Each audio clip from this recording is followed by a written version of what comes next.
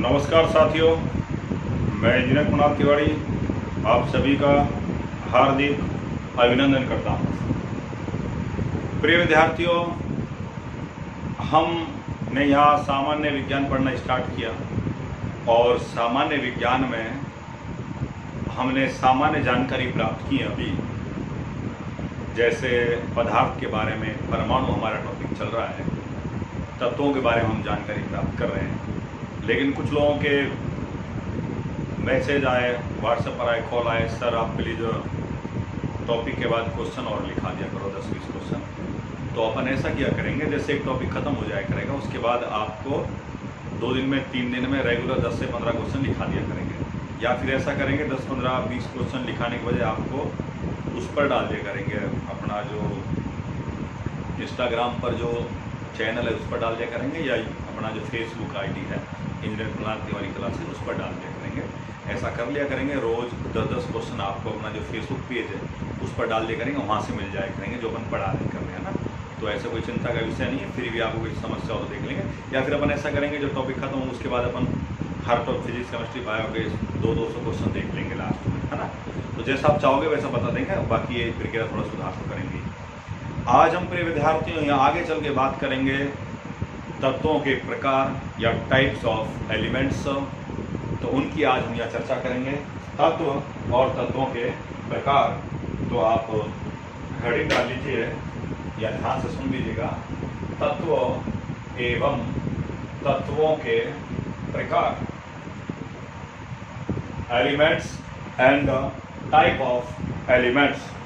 दोस्तों, बड़ा ही interesting topic start हो गया, तत्व एवं तत्वों के प्रकार। और एग्जाम में यहाँ से धुआंधार क्वेश्चन पूछे जाते हैं। बड़ी खुशी की बात ये होगी कि हम यहाँ जो पढ़ाएंगे वो उससे बाहर आपसे एलिमेंट में एक भी क्वेश्चन नहीं जाएगा, बशर्ते कि आपको थोड़ा सा साथ देना पड़ेगा। तो देखो, हम यहाँ सबसे पहले हमने डेफिनेशन को डिफाइन किया था, व्हाट इज एलिमेंट। तत्व क्या है? तो तत्व के बारे में हमने पढ़ा था, समान परमाणुओं का समूह या एक ही प्रकार के परमाणुओं का समूह तत्व कहलाता है। एक ही प्रकार के परमाणुओं का समूह तत्व कहलाता है, या अपन कहें सम परमाणविक अणु इज नॉन एज एलिमेंट। जैसे मैंने आपको बताया H+H, H2 हाइड्रोजन एक तत्व हो गया, नाइट्रोजन एक तत्व हो गया, ऑक्सीजन एक तत्व हो गया। ये एक ही प्रकार है के परमाणु हैं। हीलियम है, जैसे नियोन है, ये सब तत्व है, जिनमें केवल एक ही है वो तत्व कहलाते हैं। लेकिन जैसे H2O है, ये तत्व नहीं है, ये अणु है, ये यौगिक है, लेकिन ये तत्व नहीं है। जैसे ये HCl हाइड्रोक्लोरिक अम्ल, ये अणु है लेकिन ये तत्व नहीं है। हाँ, ये Cl2 है, क्लोरीन, ये तत्व है। तो एक ही प्रकार के परमाणुओं का समूह क्या कहलाता है? बोलो भैया, तत्व कहलाता है। अगर हम बातों की बात करें तो जो हमारे ऋषि महर्षि पैदा हुए थे वो तो ये कहते हैं कि ये जो ब्रह्मांड है, ये जो मानव शरीर है, 5 तत्वों से मिलकर बना है। उन 5 तत्वों को आप सभी जानते हो, पृथ्वी, जल, आकाश, वायु और अग्नि। लेकिन जब हमने आगे चल के बड़े डिटेल में पढ़ा तो हमारे वैज्ञानिकों ने तत्वों को आगे भागों में बांट दिया और कहा कि अभी तक प्रकृति में लगभग 118 तत्वों का पता लगाया जा चुका है। तो प्रकृति में अभी तक कितने तत्वों का पता लगाया जा चुका है मेरे विद्यार्थियों? प्रकृति में अभी तक 118 तत्वों का पता लगाया जा चुका है। तत्व है क्या? एक ही प्रकार के परमाणु का समूह तत्व कहलाते हैं। प्रकृति में अभी तक 118 तत्वों का पता लगाया जा चुका है। अब इन तत्वों को उनके गुणधर्मों के आधार पर या अध्ययन के लिए सबसे पहले मेंडलीफ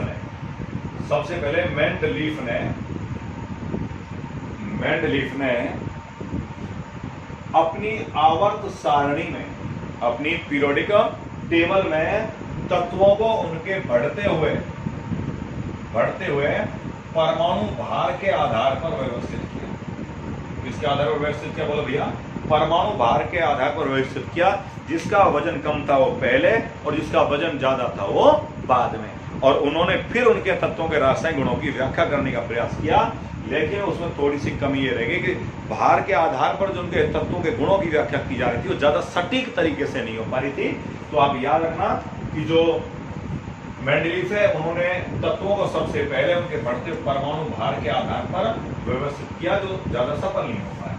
लेकिन इनके बाद मोजले नामक एक व्यक्ति आए, मोजले ने आधुनिक आवर्त सारणी या मॉडर्न पीरियोडिक टेबल, आधुनिक आवर्त सारणी में मोजले ने तत्वों को उनके बढ़ते हुए परमाणु क्रमांक के आधार पर व्यवस्थित किया।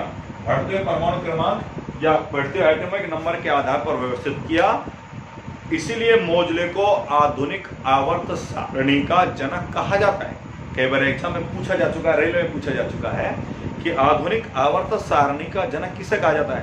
Father of modern periodic table. तो mister Moseley is known as father of modern periodic table. तो मोजले को आधुनिक आवर्त सारणी का जनक कहा जाता है। एक बार क्वेश्चन ऐसे पूछ रहा था, आधुनिक आवर्त सारणी में तत्वों को उनके बढ़ते हुए परमाणु क्रमांक के आधार पर किसने व्यवस्थित किया? तो तत्वों को उनके बढ़ते हुए परमाणु क्रमांक पर आधार पर व्यवस्थित करने वाले व्यक्ति मोजले थे।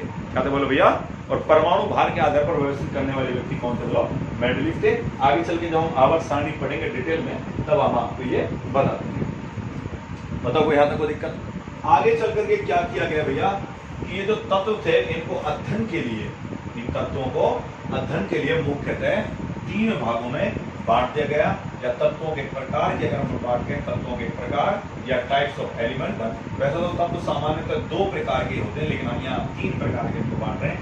पहला हम जो पढ़ेंगे वो पढ़ेंगे धात्विक तत्व, और दूसरा जो हम पढ़ेंगे वो पढ़ेंगे प्रिय विद्यार्थियों अधात्विक तत्व, और तीसरा जो हम जो लास्ट पढ़ेंगे उपधात्विक तत्व, या हम इनको शॉर्ट में बोल देते हैं धातु तत्व, अधातु तत्व, उपधातु तत्व। या इंग्लिश में बात करें, metallic element, non metallic element और सब मेटालिक एलिमेंट।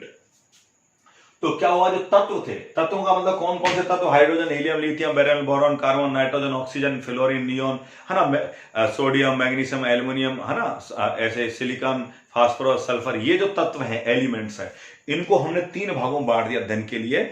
और वो 3 भाग कौन से? धात्विक तत्व, अधात्विक तत्व और उपधात्विक तत्व। अब इनको ध्यान से समझना क्या डिफरेंस है। तो सबसे पहला जो हम पढ़ेंगे धात्विक तत्व पढ़ेंगे या मेटालिक एलिमेंट पढ़ेंगे। तो मेटालिक एलिमेंट्स के बारे में यह कहा गया कि धात्विक तत्व वे तत्व जो सामान्यतः क्या बोलो भैया? सामान्यतः ठोस अथवा गैसीय अवस्था में पाए जाते हैं। धात्विक तत्व सामान्यतः ठोस अथवा गैसीय अवस्था में पाए जाते हैं। इसी तरीके से जो अधातु तत्व होते हैं वो भी सामान्यतः ठोस अथवा गैसीय अवस्था में पाए जाते हैं। ऐसे जो धात्विक तत्व हैं वो भी ठोस अथवा गैसीय अवस्था में पाए जाते हैं। अगर हम बात करें अपवाद की, तो धातु की अगर हम बात करें तो धातु सामान्यतः ठोस अथवा गैसीय अवस्था में पाई जाती है।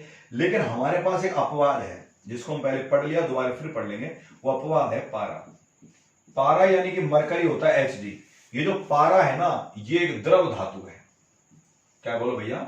द्रव धातुएं सामान्यतः ठोस अथवा गैसीय अवस्था में पाई जाती हैं। लेकिन हमारे पास एक ऐसी धातु है जो द्रव अवस्था में पाई जाती है। कौन है? बोलो पारा। इसके अलावा गैलियम एक धातु होती है जो कमरे के ताप पर ही पिघल जाती है, गैलियम Ga, जिसका परमाणु क्रमांक 31 होता है, 31, तो कमरे के ताप पर पिघल जाती है। लेकिन हमारे पास एक ऐसी धातु है, द्रव धातु पारा। ये कई बार एग्जाम में क्वेश्चन आता है, उस धातु का नाम बताइए जो द्रव अवस्था में पाई जाती है। कौन है? बोलो पारा। पारे के बारे में मैंने पिछले वीडियो में डिटेल बता दिया, तो प्रिय विद्यार्थियों वहां जाकर के आप इसको एक बार देख लेना, नहीं दोबारा फिर मौका मिलेगा फिर बताएंगे। तीसरी बात, धातुओं का सबसे जो इंपॉर्टेंट गुण होता है, धातुओं का सबसे इंपॉर्टेंट गुण होता है चमक। धातुओं में चमक का गुण पाया जाता है। यदि किसी धातु को आप रगड़ेंगे तो रगड़ने के बाद वो चमक जाती है। जैसे लोहा है, आप लोहे को रगड़ेंगे तो लोहा चमकेगा। जैसे पहले मशीनें होती हैं, जैसे चारा काटने वाली मशीनें होती हैं, तो जिनको काटते हैं तो मशीनें क्या जाती हैं, उनका जो वो होता है आगे का जो वो हो जाता है, भोथरा हो जाता है, भोथरा रफ हो जाता है, फिर आप उनको ऐसे ही दिगाड़ते हैं तो आपने देखा होगा चमकने लग जाती हैं। तो धातुओं का सबसे इंपॉर्टेंट गुण होता है रगड़ने के बाद उनमें चमक उत्पन्न होती है। चाहे सोना हो, चांदी हो, कोई भी उनमें चमक का गुण पाया जाता है।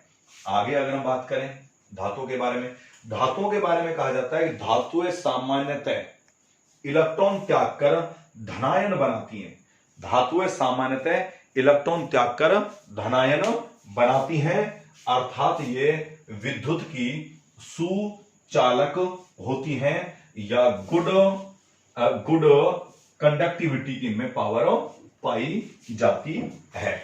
यानी कि जो धातु होती हैं जो मेटल होती हैं, मेटल क्या होती है, इलेक्ट्रॉन त्याग करके धनायन बनाती हैं। जैसे Na+, Ag+, है ना, ऐसे K+।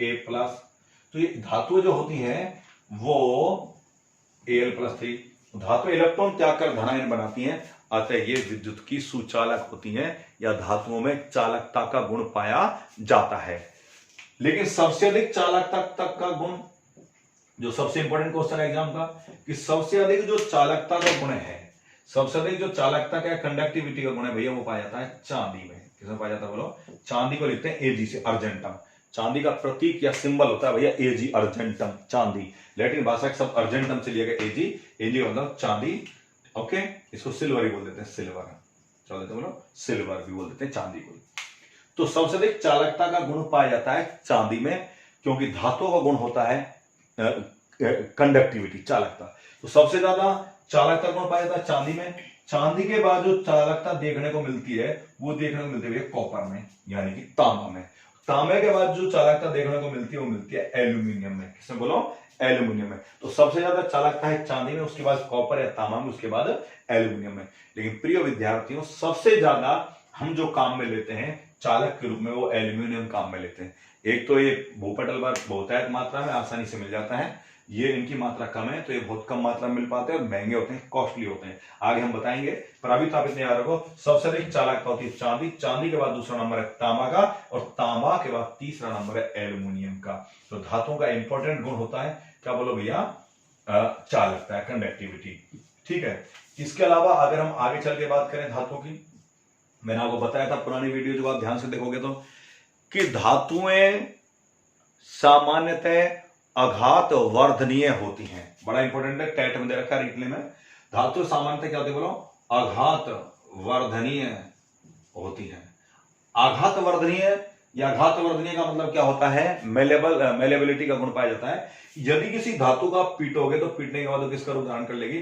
चद्दर का रूप धारण कर लेगी। धातु का यह गुण आघात वर्धनीयता कहलाता है। सामान्यतः सभी धातुएं आघात वर्धनीय होती हैं, लेकिन भाई अपवाद तो दुनिया में हर जगह होता है। इसका अपवाद एक धातु होती है मैग्नीज, मैग्नीज नाम की धातु होती है Mn, ये इसमें आघात वर्धनीयता गुण नहीं पाया जाता है। इसको जब आप कूटोगे तो बिखर जाएगी, इसमें भंगुरता का गुण पाया जाता है।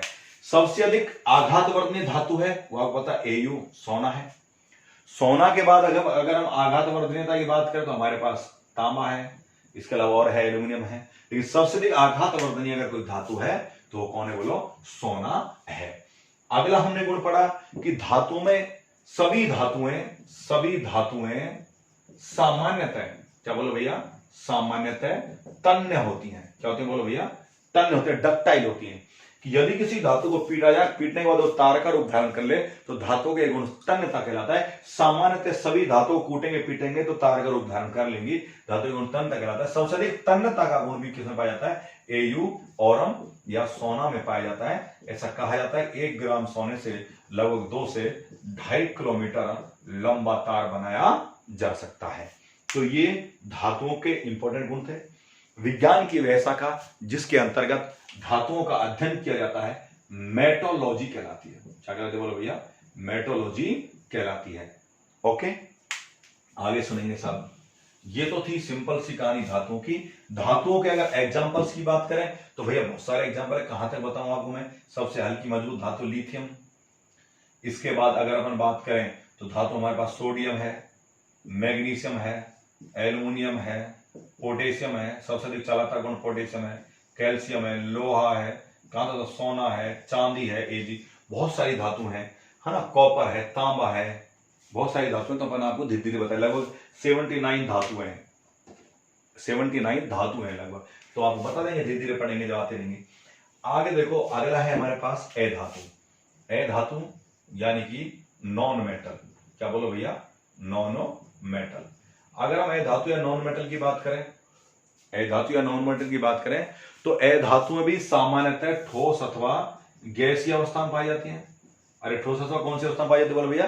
गैसीय अवस्था में पाई जाते हैं। इनका भी अपवाद है, धातु का भी। ए धातु का अपवाद क्या है? ब्रोमीन। ब्रोमीन होती है एक ए धातु Br। ये जो ब्रोमीन है ये द्रव ए धातु है, द्रव ए धातु है, लिक्विड नॉन मेटल है, लिक्विड नॉन मेटल। अब क्या कहते हैं, कई बार गलती हो जाती है, कहते हैं कि दुश्मन ना करे दोस्त ने वो काम किया रे। क्या काम किया?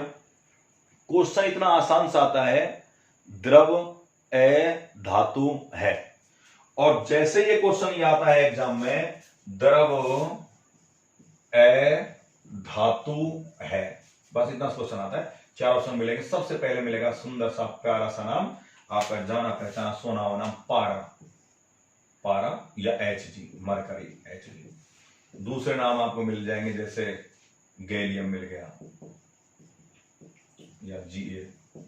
तीसरा आपको मिल गया मान लीजिए ब्रोमीन मिल गया, ब्रोमीन Br, है ना। ऐसे चौथा मान लीजिए आपको ग्लिसरीन मिल गया। अब क्या होता है, जैसे ही क्वेश्चन आता है द्रव ए धातु है, बालक ब्रोमीन तक पहुंच नहीं पाता है और अटैक कर देता है दोस्तों, पारा पर अटैक कर देता है। पारा, बोलो पारा द्रव होता है, द्रव की बात कर रहा है, इस पर अटैक। हां, अगर ये क्वेश्चन ऐसा होता द्रव धातु है तो आंसर आता पारा, लेकिन क्वेश्चन कह रहा है द्रव ए धातु है, लिक्विड नॉन मेटल, तो ऐसी स्थिति में पारा क्वेश्चन ना करे क्या आएगा बोलो? ब्रोमीन आंसर आएगा। तो याद रखना, सावधानी हटी दुर्घटना घटी। एक भी क्वेश्चन छूट गया, सुरक्षा चक्र टूट गया। तो ये विशेष तौर पर ध्यान रखना कि अगर आपका एक भी क्वेश्चन है अगर छूट गया तो ये मान लेना सुरक्षा चक्र टूट गया। इसलिए आप याद रखना, द्रव धातु पारा, द्रव ए धातु ब्रोमीन है। तो ब्रोमीन को हम आगे पढ़ेंगे, सिल्वर ब्रोमाइड के रूप में इसको उपयोग किया जाता है। टेंशन मतलब बड़े डिटेल में पढ़ेंगे। आगे चल के अगर हम बात करें ए धातु की या नॉन मेटल की, तो ए धातु या नॉन मेटल की दूसरी अगर हम आगे चल के बात करें तो ये कहा जाता है कि ए धातुएं इलेक्ट्रॉन ग्रहण करके ऋणायन बनाती हैं। ये सामान्यतः विद्युत की कुचालक होती हैं। ये सामान्यतः विद्युत की क्या होती है बोलो? कुचालक होती है, इंसुलेटर ऑफ कंडक्टिविटी, विद्युत की कुचालक होती है। मतलब इनमें करंट नहीं आता, ए धातुओं में क्या नहीं आता? करंट नहीं। लेकिन भाई अपवाद है इसका इंपॉर्टेंट। इसका अपवाद एक ए धातु होती है ग्रेफाइट, इसको हम पढ़ेंगे डिटेल में, कार्बन जब पढ़ेंगे, हीरा, ग्रेफाइट, फुलरिन पढ़ेंगे। तो एक ए धातु होती है नॉन मेटल ग्रेफाइट। ग्रेफाइट एक ए धातु है, नॉन मेटल है, लेकिन इसमें किसका गुण पाया जाता है? चालकता का गुण पाया जाता है, कंडक्टिविटी का गुण पाया जाता है। कहते हैं कि भगवान अगर झूठ नहीं बोलवाए तो लोगों 100 बार एग्जाम में क्वेश्चन पूछा जा चुका है कि उस ए धातु का नाम बताइए जिसमें चालकता का गुण पाया जाता है, तो वो ए धातु है ग्रेफाइट। और डिटेल से चर्चा करेंगे जब कारण पढ़ेंगे। अभी के लिए इतना ध्यान रखना है कि उस ए धातु का नाम बताइए जिसमें चालकता का गुण पाया जाता है। कौन है बोलो भैया? ग्रेफाइट। आगे चल के हमने बात करें तो हमने गुण पढ़ा था धातुओं को कि धातुओं को रगड़ने पर चमक उत्पन्न होती है, लेकिन ये कहा जाता है ए धातुओं में सामान्यतः चमक का गुण नहीं पाया जाता है। लेकिन हमारे पास एक अपवाद है, अपवाद है कि अगर हम बात करें चमक नहीं पाई जाती, लेकिन हमारे पास अपवाद है आयोडीन का। आपका जाना पहचाना सोना हुआ नाम है आयोडीन। आयोडीन एक ए धातु है, आयोडीन एक ए धातु है, नॉन मेटल है आयोडीन। इलेक्ट्रॉन ग्रहण करके ऋणायन बनाती है, सामान्यतः ये ठोस या गैसीय अवस्था में पाई जाती है। ये जो आयोडीन है ना, आयोडीन, इसको अगर आप रगड़ोगे तो इसमें चमक का गुण पाया जाता है। ये क्वेश्चन भी 5-7 बार आ लिया पेपर में कि उस ए धातु का नाम बताइए जिसमें धातुओं की तरह चमक पाई जाती है। तो जिसमें धातुओं की तरह चमक पाई जाती है वो कौन है बोलो भैया? आयोडीन है। कौन है बोलो भैया? आयोडीन है। इसके अलावा आगे चल के अगर हम बात करें, ए धातुओं में आघात वर्धनीयता और तन्यता का गुण नहीं पाया जाता है। तो ये सिंपल से इनमें अंतर है। पहली बात अगर हम बात करें, ये धातु, ये ए धातु है और ये उप धातु है, यानी सब मेटल। पहली बात तो ये थी कि ये सामान्यतः ठोस अथवा गैसीय अवस्था में पाई जाती है, ये भी ठोस अथवा गैसीय अवस्था में पाई जाती है, ये भी सामान्यतः ठोस अथवा गैसीय अवस्था में पाई जाती है। इसका जो अपवाद था वो हमने पढ़ा पारा। इसका अपवाद क्या था? ब्रोमीन था, Br। इसका मरकरी पारा था। इसमें हमने पढ़ा चालकता पाई जाती है, चालकता पाई जाती है। इसमें हमने पढ़ा चालकता नहीं पाई जाती है। लेकिन अपवाद में कौन पड़ा? ग्रेफाइट। ग्रेफाइट में चालकता पाई जाती है, अपवाद हमने पढ़ लिया। ग्रेफाइट, ग्रेफाइट एक ऐसी धातु जिसमें चालकता गुण पाया जाता है।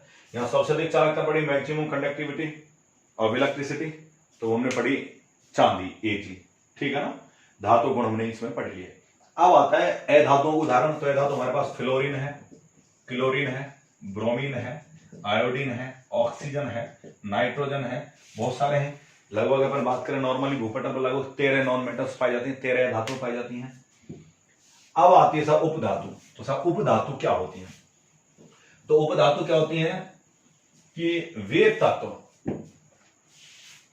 जो सामान्य ताप एवं दाब पर तो, या वे तत्व जिनमें धातु और अधातु दोनों के गुण पाए जाते हैं, उपधातु कहलाते हैं।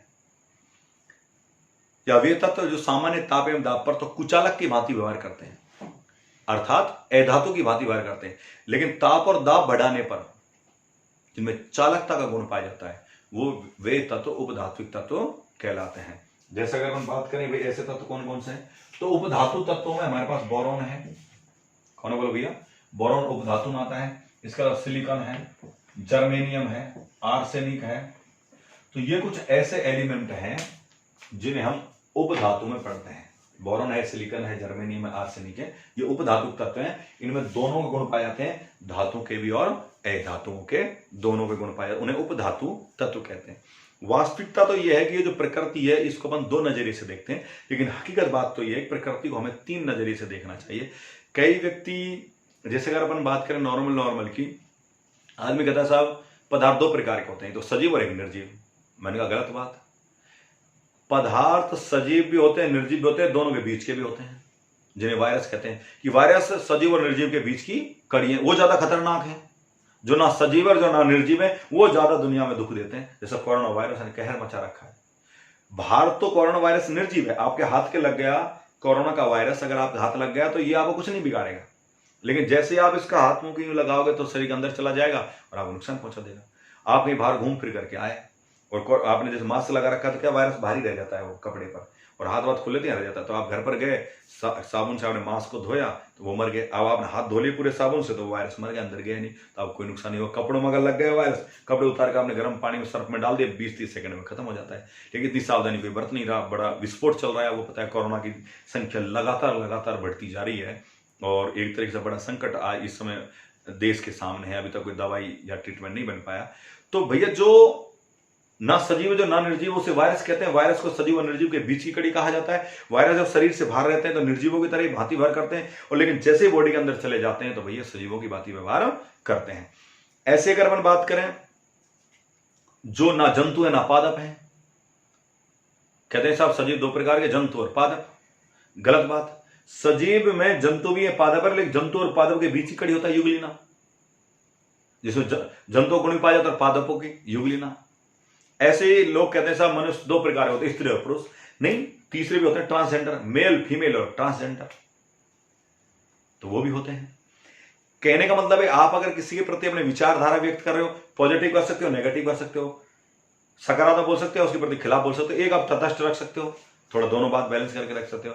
तो प्रिय विद्यार्थियों ध्यान रखना कि धातु होती है, अधातु होते हैं, उपधातु भी होती हैं, जिनमें धातु और अधातु दोनों गुण पाए जाते हैं। लेकिन जो उपधातु होती है सामान्यतः अधातु की तरह व्यवहार करती है। जब बात फंसती है तो इनको हम अधातु में ही पढ़ लेते हैं। तो ये इनका उपयोग, जो उपधातु तत्व हैं, इनका उपयोग सामान्यतः अगर हम बात करें जैसे सिलिकॉन है जर्मनी में, इनका उपयोग अर्धचालक के रूप में या सेमीकंडक्टर्स के रूप में किया जाता है। तो सिलिकॉन और जर्मेनियम का उपयोग अर्धचालक के रूप में किया जाता है। आगे हम पढ़ाएंगे, बहुत अच्छी अच्छी बातें इसके बारे में बताएंगे, अर्धचालक पढ़ेंगे जब, तो कोई घबराने की बात नहीं है। तो भैया ये तो थी थोड़ी सी सामान्य जानकारी तत्वों के बारे में कि तत्व तीन प्रकार के होते हैं, धातु, अधातु और उपधातु। उनका थोड़ा थोड़ा सा हमने वर्णन किया। क्वेश्चन जो एग्जाम में आते हैं उनकी हमने चर्चा कर ली। अब आपके दिमाग में आता है सर अब आप बताओ आगे कैसे क्या पढ़ें। अब अगर अपन आगे की बात करना चाहें भैया, तो जो एलिमेंट तत्व हैं उनको थोड़ा सा उनसे परिचय कर लेते हैं। उसके बाद जब परिचय हो जाएगा, उनकी जानकारी हो जाएगी, फिर अपन एक पीरियोडिक टेबल बना लेंगे, धीरे धीरे उसको समझने की कोशिश कर लेंगे। तो देखो अगर हम बात करें तत्वों को समझने की या जानने की बात करें तो किस तरीके से हमको पढ़ना है, तो आधुनिक आवर्त सारणी के हिसाब से हमको इनको पढ़ना है कैसे कैसे हम एलिमेंट्स को व्यवस्थित कर रहे हैं, कैसे कैसे हम इनको पढ़ रहे हैं, तो वो एक थोड़ा सा आपको जानना जरूरी है। जैसे ये तो सबसे पहले तो हमारा हुआ परमाणु क्रमांक, परमाणु क्रमांक एक कॉलम। तो दूसरा हमारा जो कॉलम होगा वो होगा तत्व का नाम, नेम ऑफ एलिमेंट। तीसरा कॉलम होगा तत्व का प्रतीक या सिंबल। और अगर कोई विशेष बात है साहब वो अभी बताना जरूरी है तो वो अभी बता देंगे, नहीं जरूरी है तो कोई बाद में देख लेंगे। तो देखो इनका एलिमेंटों के बारे में थोड़ी जानकारी जानना जरूरी है। कुछ जो साइंस बैकग्राउंड के स्टूडेंट्स है वो तो बेचारे जानते हैं, लेकिन आर्ट्स बैकग्राउंड के नहीं जानते, तो उनको भी साथ में लेकर के चलना है। हमें वही जीरो से हीरो बनना है, लेकिन उसमें थोड़ा समय लगता है, तो इसलिए कहते हैं कि थोड़ा इंतजार का, तो थोड़ा इंतजार करना जरूर होता है। अपने पास क्या होता है, पेशेंस नहीं होता। विद्यार्थी का पिछड़ने का जो सबसे बड़ा जो कारण है, वो नहीं प्राप्त करने का सबसे बड़ा कारण है, वो ये चाहता है कि भाई एक दिन में सब कुछ सीख जाऊं। तो ऐसे एक दिन में नहीं होता, टाइम लगता है। आप फिर बता रहा हूं कि जो काम जितना जल्दबाजी का होता है वो उतना ही हानिकारक होता है। जीवन में जो रिश्ते जितनी तेजी से बनते हैं वो रिश्ते उतने ही तेजी से बिगड़ जाते हैं। जैसे सिंपल सी बात है कि पहले क्या होता था कि हिंदुस्तान में रिश्ते बनने में बहुत ज्यादा टाइम लगता था कि साहब पहले क्या होगा, लड़की को देखेंगे, लड़के को देखेंगे, 2-4-5 चक्कर लगाएंगे, फिर कोई कच्ची पक्की होगी, सगाई होगी, ये होगी, वो आएंगे लगन, फिर शादी वादी, ये वो कुछ 7-8 एक साल भर की लंबी प्रक्रिया हो जाती। तो रिश्ते बनने में बहुत ज्यादा टाइम लगता, तो टूटने में भी बहुत ज्यादा टाइम लगता, बड़ी मुश्किल से टूटता था रिश्ता। विदेशों में क्या होता था, मिनट और सेकंडों में रिश्ते बनते हैं, मिनट और सेकंडों में खत्म हो जाते हैं। अब ये प्रचलन हमारे यहाँ का, यहाँ क्या आता है, तेजी से रिश्ते बढ़ते हैं और तेजी से वो रिश्ते टूट जाते हैं। तो विशेष तौर पर यह ध्यान रखना, जो लोग तेज गति से आगे बढ़ना चाहते हैं वो पिछड़ जाते हैं खरगोश की तरह। खरगोश रेस में तेज भागा, रह गया, कछुआ धीरे धीरे जीत गया। तो ये आप ध्यान रखना, slow and steadily wins the race. अगर आपको लंबी दौड़ का घोड़ा बनना है तो जीरो से हीरो बनना है, स्लो मोशन से चलना है, एक साथ आप तेज गति ना अपनाएं। तो मेरा फिर निवेदन है कि छोटी छोटी बातों पर विशेष ध्यान रखना। कुछ लोग क्या होते हैं, ओवर कॉन्फिडेंस में आ जाता है, अरे साहब क्या है, तो वो लोग बेचारे ज्यादा पिछड़ जाते हैं, ओवर कॉन्फिडेंस वाले। मैंने भी जीवन में ये बहुत अनुभव किया है। 13 साल मुझे कंपटीशन पढ़ाते पढ़ाते हो गए, 2007 से फरवरी से पढ़ा रहा हूं। तो मैंने ये देखा जो बच्चे कंपटीशन में इंटेलिजेंट और वो बराबर बच्चे होते हैं, जिसकी 85% है 12th में या बीएससी में या बीए में या 10th में वो बच्चा, और जिसकी 50% 40% 10, 12 बीए में वो बालक कंपटीशन मारने के बाद दोनों बराबर हो जाते हैं। और बड़ी विचित्र मैं आपको बात आज बताना चाह रहा हूं, जिन लोगों की परसेंटेज ज्यादा होती है 85-80 12th एसटीसी टॉपर जो होते हैं, वो बच्चों को मैंने फेल होते हुए देखा। जो 40, 45, 50, 55% के जो बच्चे थे, उन बच्चों को मैंने एक बार में ही सेलेक्ट होते हुए देखा, वो भी अच्छे नंबरों के साथ। जो बच्चे कभी जीवन में फर्स्ट डिवीजन नहीं आए, वो एक बार में ही टेट सीटेटों को क्रैक कर गए, एक बार में सेलेक्ट हो गए, क्योंकि उन्होंने स्लो एंड स्टीडली का रास्ता अपनाया। और जो लोग ब्रिलियंट थे वो ओवर कॉन्फिडेंस रह गए, यार ये क्या चीज पढ़े, ये क्या चीज पढ़े, और वो हल्की हल्की चीजें पेपर में आ गए और बेचारे फेल हो गए। तो वही बात है कि दिल की अरमा आंसुओं में बह गए, हम वफा करके भी लापरवाही की वजह से तन्हा रह गए। कहने का मतलब है कि आपने वफादारी में कोई ना कोई चूक की है, उस कमी की वजह से यह परिणाम आपको भुगतना पड़ता है। लोग आगे कहते हैं कि सब वफा करके तन्हा रह गए। वफा करके तन्हा क्यों रहता? कोई नहीं रहता कभी भी तन्हा। वफा करता है तो तन्हाई नहीं मिलती है, लेकिन वफादारी में कोई ना कोई चूक हो गई, वो चूक या गलती या कमी आप उसको नहीं पहचान पाए, आप उसे नहीं पकड़ पाए, इसलिए आप तन्हा रह जाते हो। तो कोई भी अगर आपको सफलता नहीं मिल पा रही तो उसमें कोई ना कोई बारीकी से कारण रह जाता है। उन कारणों का पता लगा, दोबारा फिर ट्राई करो, कारणों का पता लगा कि फिर ट्राई करो। फिर ऐसा नहीं होगा कि वफा करके फिर तना रह जाओ तो सब फिर एक ट्राई करी फिर रह गए। नहीं, एक दिन आपको मंजिल जरूर मिलेगी, ये कन्फर्म है। सफलता आपको जरूर मिलेगी, लेकिन एक तो थोड़ा कॉन्फिडेंस पावर होना चाहिए, आत्मविश्वास होना चाहिए, और जो भी आप काम करो ईमानदारी के साथ अगर आप काम करोगे, ईमानदारी के साथ अगर आप पढ़ोगे तो आप आगे बढ़ोगे। सर ईमानदारी के साथ पढ़ना क्या होता है ये भी हम नहीं जानते।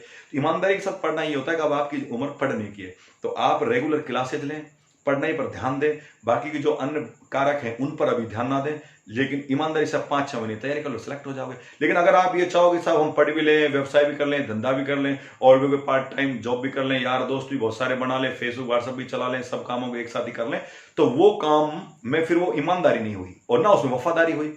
वफादारी मतलब पढ़ना, मतलब पढ़ना, तो पढ़ने के प्रति आपको वफादारी करनी है। ये आप साइड में जो कारक है ना, ये वफादारी में थोड़ी सी दिक्कत कर, इसलिए सिलेक्शन से रह जाते हैं। तो ये विशेष तौर पर ये कि अगर कमजोर बालक भी अच्छे परिणाम ला सकता है, लेकिन बशर्ते कि वो ईमानदारी के साथ पढ़े, मेहनत के साथ पढ़े। ईमानदारी से पढ़ेगा तो भगवान भी उसका साथ देगा, ईश्वर भी साथ देगा। और लेकिन ईमानदारी से नहीं पढ़ता तो ईश्वर भी उनका साथ नहीं देता। बाई चांस बालक गलती से अगर ईश्वर उनका साथ देता था तो उनको जीवन में संतुष्टि भी नहीं मिलती। कई आदमी गलत कारणों से अगर नौकरी भी लग जाता तो जीवन भर वो संतुष्ट नहीं रह पाता। संतुष्ट वही रहेगा जो ईमानदारी के साथ मेहनत से आगे बढ़ेगा। तो प्रिय विद्यार्थियों, आगे हम चलते हैं। थोड़ा थोड़ा समझ में आ रहा होगा कि परमाणु क्रमांक, सबसे पहले एक जो परमाणु क्रमांक होता है ना, उस तत्व का जो नाम होता है, जिस तत्व का परमाणु क्रमांक 1 होता है, उसे बोलते हैं हाइड्रोजन। क्या होते हैं बोलो भैया? हाइड्रोजन। और ये जो तत्व होता है हाइड्रोजन, इसका जो प्रतीक होता है, सिंबल होता है, वो होता है H। साहब, इसके बारे में कोई विशेष बात है क्या जो आपको अभी बतानी है? हाँ, इसके बारे में एक विशेष बात है जो मुझे अभी बतानी है। परमाणु क्रमांक 1 है, तत्व का नाम है हाइड्रोजन, तत्व का प्रतीक H, और ये आपका भाई बंध है, आपका ही भाई समझो। ये अवारा तत्व है। ये क्या बोलो भैया? अवारा तत्व है आपकी तरह ही है। जैसे आपका कोई पता नहीं होता कि आप घर से निकलने के बाद कहां जाओगे, ये तो भगवान ही जाने। आपको भी नहीं पता कि हमें कहां जाना है। कई लोग बेचारे इतने अवारा तत्व हैं, घर से निकलते हैं पढ़ने के लिए, कोचिंग जाना है, कोचिंग से घर से निकलने के बाद उनका ये नहीं पता कोचिंग जाना है या कहीं और जाना है। ऐसे ही हाइड्रोजन है आपके, तो इसको भी नहीं पता क्या करना है जिंदगी में। तो ये आपका भाई है, इसलिए इसको विशेष में लिख दिया अवारा तत्व। लेकिन आपको थोड़ा सुधार करना पड़ेगा। दूसरी अगर हम बात करें, दूसरा एलिमेंट है हीलियम। दूसरा जो एलिमेंट हमारा हीलियम है, इसकी अगर हम बात करें, इसका प्रतीक होता है He या हीलियम। हीलियम या He की बात करें तो प्रिय विद्यार्थियों, ये जो हीलियम होता है He, इसके बारे में भी एक छोटी सी विशेष बात है। हीलियम के बारे में सर, इसके बारे में विशेष बात क्या है? इसके बारे में विशेष बात यह है कि यह सबसे हल्की अक्रिय गैस है।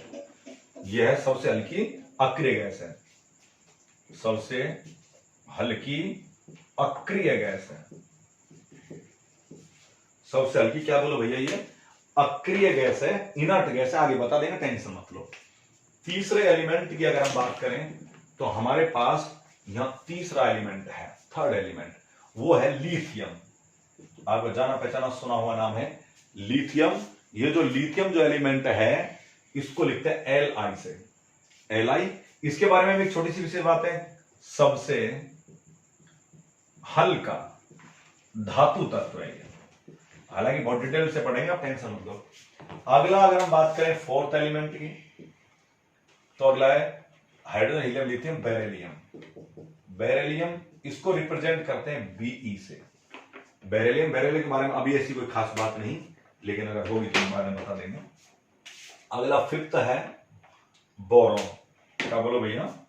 बोरॉन। तो एक एलिमेंट होता है बोरॉन, इसको रिप्रेजेंट करते हैं बी से। किससे करते हैं बोलो? बी से। ये एक उपधातु तत्व है, उपधातु तत्व या सब मेटोलिक एलिमेंट है बोरॉन बी। आगे अगर हम बात करें तो हमारे पास छठा और सबसे इंपॉर्टेंट है, छठा जो एलिमेंट है उसकी अगर हम बात करें प्रिय विद्यार्थियों, तो वो है कार्बन। रिप्रेजेंट करते हैं सी से, सी फॉर कार्बन। और विशेष बात तो इसके बारे में क्या बताऊं मैं आपको, कार्बन के बारे में, प्रकृति में सबसे ज्यादा यौगिक है। प्रकृति में सबसे अधिक यौगिक है, मतलब सबसे बड़ा अगर कोई परिवार है तो वो कार्बन का परिवार है। लादेन के परिवार से भी बड़ा परिवार है। किसका परिवार बोलो? कार्बन का परिवार। लादेन का परिवार तो छोटा है, उससे भी बड़ा परिवार है कार्बन का परिवार। 117 जो तत्व है उनका परिवार एक तरफ और कार्बन का परिवार एक तरफ, तब भी कार्बन के ज्यादा यौगिक हैं। लगभग इसका अकेले के 5 लाख यौगिक पाए जाते हैं अकेले कार्बन के। सबसे इंपॉर्टेंट रहेगा, सबसे बड़ा रहेगा कार्बन। एग्जाम के लिए बड़ा इंपॉर्टेंट रहेगा कार्बन। तो बड़े डिटेल से इसकी हम चर्चा आगे करेंगे। एग्जाम के दृष्टिकोण से तो बड़ा ही इंपॉर्टेंट है। दुनिया का ऐसा कोई एग्जाम नहीं जिसमें कार्बन क्वेश्चन नहीं आता हो, चाहे वो RS हो, चाहे वो IAS हो, चाहे वो आपका रीट या टेट हो। अगले 7वें नंबर की बात करें, 7वें नंबर पर हमारे पास एलिमेंट है नाइट्रोजन। N से रिप्रेजेंट करते हैं। नाइट्रोजन के बारे में वैसा तो कोई ऐसी खास बड़ी बात नहीं, ये वायुमंडल में सर्वाधिक मात्रा में पाई जाने वाली गैस है कौन? नाइट्रोजन। वैसे तो इसके बारे में बहुत सारी अच्छी अच्छी बातें हम आपको बताएंगे, अभी तो इतना सा याद रखो, इसे हिंदी में नत्रजन भी कहते हैं, हिंदी में कहते हैं नत्रजन, हिंदी में इसका नत्रजन, नाइट्रोजन। बहुत अच्छी अच्छी बातें इसके बारे में। 8वां है ऑक्सीजन। ऑक्सीजन, ऑक्सीजन को ओ से लिखते हैं, क्या लिखते हैं बोलो? ओ से लिखते हैं। और भैया ये जो ऑक्सीजन है ये 8वें नंबर पर आती है, परमाणु क्रमांक 8 एफ और 8 एफ और ऑक्सीजन ओ। और ये वैसे प्राण वायु भी कहते हैं। ऐसा कहा जाता है अगर वो ना होते तो हम भी ना होते, अगर ये ना होती तो वो भी ना होते, अगर वो ना होते तो हम ना होते, अगर ये ना होती तो वो भी ना होते। कौन ना होती? ऑक्सीजन ना होती तो वो भी ना होते, जो हमारे होते वो भी नहीं होते। तो थोड़ा ध्यान रखना, वो है प्राणवायु कौन? ऑक्सीजन। अगर 9 नंबर पर बात करें तो 9 नंबर पर है फ्लोरीन। फ्लोरीन को रिप्रेजेंट किया जाता है एफ से। फ्लोरीन है ये फ्लोराइड के रूप में पाया जाता है और भैया सबसे अधिक क्रियाशील अधातु है, सबसे अधिक क्रियाशील अधातु है, मतलब सबसे ज्यादा क्रियाशील अधातु है तो कौन है बोलो भैया? फ्लोरीन है सबसे ज्यादा क्रियाशील, इसमें सबसे ज्यादा चालकता का गुण पाया जाता है अधातु में, फ्लोरीन में। तो आगे पढ़ेंगे फ्लोरीन, क्लोरीन, ब्रोमीन, आयोडीन, वो क्रम भी पढ़ लेंगे। सबसे ज्यादा विद्युत ऋणता होती है फ्लोरीन की, इलेक्ट्रॉनों को आकर्षित करने की क्षमता सबसे ज्यादा फ्लोरीन की। 10वें नंबर पर अगर हम बात करें तो 10वां नंबर पर है नियॉन। नियॉन को रिप्रेजेंट किया जाता है Ne से, इसका सिंबल है नियॉन। नियॉन एक अक्रिय गैस है, ये सामान्यतः इसमें स्फुरदीप्त का गुण पाया जाता है, चमकने का गुण पाया जाता है और इसको चमकीले बल्बों में भरने के काम लिया जाता है। किसको बोलो भैया? नियॉन को। अगला अगर हम बात करें 11 नंबर पर आगे जाना पहचाना सुना हुआ नाम है सोडियम, रिप्रेजेंट कर रहे Na से। इसे लैटिन भाषा के नेट्रियम शब्द से लिया गया है। किससे लिया गया बोलो भैया? इसे लैटिन भाषा के नेट्रियम शब्द से लिया गया है सोडियम का। और सोडियम का जो प्रतीक होता है, सिंबल होता है, वो होता है Na। क्रियाशील धातु है, इसे केरोसिन या मिट्टी के तेल में रखा जाता है। इसकी तारीफ हम बाद में करेंगे, है ना, जब नंबर आएगा इसका। अगला 12 नंबर पर प्रिय विद्यार्थी होता है मैग्नीशियम। मैग्नीशियम इसको रिप्रेजेंट करते हैं Mg से। पहला अक्षर हमेशा कैपिटल होगा, दूसरा अक्षर स्मॉल होगा। मैग्नीशियम Mg से। तो मैग्नीशियम एक धातु होती है, प्रिय विद्यार्थियों मानव शरीर में अल्प मात्रा में पाई जाती है और इसकी कमी से व्यक्ति तनावग्रस्त हो जाता है, नींद उड़ जाती है, बेचैनी बढ़ जाती है और भैया व्यक्ति पागल भी हो सकता है। बहुत अच्छी अच्छी बातें हैं मैग्नीशियम के बारे में, बाद में बताएंगे। अब इतना कि मैग्नीशियम एक धातु है, प्रतीक Mg। 13 नंबर पर आती है एल्यूमिनियम। एल्यूमिनियम है एक धातु, Al से लिखते हैं। ये हल्की और मजबूत धातु है, सबसे हल्की धातु नहीं, सबसे हल्की धातु तो लिथियम है। ये हल्की और मजबूत धातु है, अतः इसका उपयोग हवाई जहाज की बॉडी बनाने में किया जाता है। एल्यूमिनियम है, ये भूपटल पर सर्वाधिक मात्रा में पाई जाने वाली धातु है, लोहे से ज्यादा पाई जाती है, 7.2% है, ये लोहा 5.2% है। तो हल्की और मजबूत धातु हवाई जहाज की बॉडी बनाने में। कई बार आता है एग्जाम में क्वेश्चन, हवाई जहाज की बॉडी बनाने में, तो हवाई जहाज की बॉडी बनाने में किसका उपयोग कहता है? एल्यूमिनियम। बर्तन बनाने में आती है। अगला 14 नंबर पर बात करेंगे इसकी सिलिकॉन। सिलिकॉन SI, सिलिकॉन क्या बोला भैया? SI, ये एक सिलिकॉन, ये भी एक उपधातु है। इसका उपयोग अर्धचालक के रूप में किया जाता है, सेमीकंडक्टर के रूप में किया जाता है। बड़ा इंपॉर्टेंट क्वेश्चन है, कंप्यूटर की चिप बनाने में सिलिकॉन का उपयोग किया जाता है। आजकल थोड़ा और नए पदार्थ आ रहे हैं, वो भी बता देंगे। अगला है 15 नंबर पर है फास्फोरस। फास्फोरस को P से रिप्रेजेंट किया जाता है। यह भी एक अत्यंत क्रियाशील अधातु तत्व होता है फास्फोरस। और फास्फोरस की बात करें तो भैया हड्डियों में पाया जाता है और इसका उपयोग माचिस की तिल्ली बनाने में, देशलाई बनाने में, विस्फोटक पदार्थ बनाने में किया जाता है। और भी बहुत सारी बातें फास्फोरस के बारे में हम बात करेंगे इसके बारे में। अगला 16 पर आएगा सल्फर। क्या आएगा बोलो भैया? सल्फर को रिप्रेजेंट करेंगे S से। किससे करेंगे बोलो? S से। इसे हम हिंदी में गंधक भी कहते हैं सल्फर को। बड़ी अच्छी बातें इसके बारे में हम बताएंगे। त्वचा रोगों में इसका उपयोग किया जाता है। कोई दिक्कत बोलो? आगे चल के अगर हम बात करें तो अब हमारे पास 17 नंबर पर आता है थोड़ा सा इसको ऐसा करो, ये स्क्रीनशॉट ले लो इसका ना, फिर मैं ऊपर लिख देता हूँ। थोड़ा एक बार स्क्रीनशॉट ले लो, स्क्रीनशॉट ले लो, फिर मैं ऊपर लिख देता हूँ, थोड़ा नीचे दिखाई नहीं देगा फिर आपको ना। तो देखो अगला जो एलिमेंट आएगा हमारा 17 नंबर पर, 17 नंबर वाले एलिमेंट की अगर हम बात करें तो वो वाला जो हमारे पास एलिमेंट होगा वो होगा 17 नंबर पर, कौन बोलो भैया, क्लोरीन। क्या बोलो भैया, क्लोरीन। क्लोरीन को रिप्रेजेंट करेंगे Cl से। तो ये क्या है, विरंजक गैस है। विरंजक का मतलब है ये कपड़ों का रंग उड़ा देती है ना। जैसे आजकल वो ये उसको मारने में काम आ रही है, विषाणु को मारने में जो अपना है ना, ये क्या बोलते हैं इसको, कोरोना वायरस। तो सोडियम हाइपोक्लोराइड का छिड़काव किया जा रहा है विरंजक चूर्ण का। तो उसका जब छिड़काव हो जाता है तो फफोले पड़ जाते हैं, कपड़े पड़ जाते हैं, कपड़े का रंग उड़ जाता है। तो जो विरंजक के रूप में काम आती है, आगे पढ़ेंगे बहुत डिटेल में। क्लोरीन गैस कीटाणुनाशी के रूप में काम आती है, जीवाणुनाशी के रूप में काम आती है गैस, और हमारा कोरोना में अच्छा साथ दे रही है सोडियम हाइपोक्लोराइड के साथ। अगला 18 नंबर पर, 18 नंबर पर जो हमारा एलिमेंट आएगा वो आएगा आर्गन। आर्गन को रिप्रेजेंट करेंगे Ar से। और ये भैया एक अक्रिय गैस है आर्गन, वायुमंडल में सर्वाधिक मात्रा में पाई जाने वाली गैस है आर्गन। इसका उपयोग साधारण बल्बों में 26% नाइट्रोजन के साथ किया जाता है। अगला अगर 19वें नंबर की हम बात करें तो 19वें नंबर पर, 19वें नंबर की अगर हम बात करें तो 19वें नंबर पर आता है पोटेशियम। क्या था बोलो, पोटेशियम। पोटेशियम को अपन लिखेंगे के से। किससे लिखेंगे बोलो, के से। और पोटेशियम एक सबसे अधिक क्रियाशील धातु तत्व है पोटेशियम। प्रिय विद्यार्थियों, पोटेशियम प्याज और लहसुन में पाया जाता है, और प्याज और लहसुन में जो गंध का कारण है वो पोटेशियम ही होता है। वैसे केले में पाया जाता है पोटेशियम। पोटेशियम शरीर के लिए लाभदायक है, हमारी उपचय और उपापचय क्रियाओं को मजबूत बनाता है ये पोटेशियम। आंतों को फैलने और सुकोड़ने का जो काम है वो भी कौन करता है, पोटेशियम ही करता है ना। और अगर 20वां एलिमेंट की बात करें तो 20वां एलिमेंट है कैल्शियम। कैल्शियम को रिप्रेजेंट किया जाता है सी से। कैल्शियम एक धातु तत्व है, हड्डी और अस्थियों में पाया जाता है। दूध में प्रचुर मात्रा में क्या पाया जाता है बोलो, कैल्शियम पाया जाता है। ये हमारे 20 तत्व थे, आगे इनमें हम बात करेंगे। लेकिन अब घड़ी इशारा कर रही है कि अब वाणी को विराम दिया जाए, क्योंकि लगभग 40-45 मिनट हो गई। बच्चे कहते हैं सर थोड़ा शॉर्ट रखा करो वीडियो, तो शॉर्ट कर देते हैं। तो प्रिय विद्यार्थियों, उम्मीद है कुछ समझ में आया होगा। समझ में आया होगा तो आप चैनल को थोड़ा लाइक करें, सब्सक्राइब करें, और लोग अपने दोस्तों को आगे फॉरवर्ड करें, शेयर करें, ज़्यादा से ज़्यादा लोगों को जोड़ें।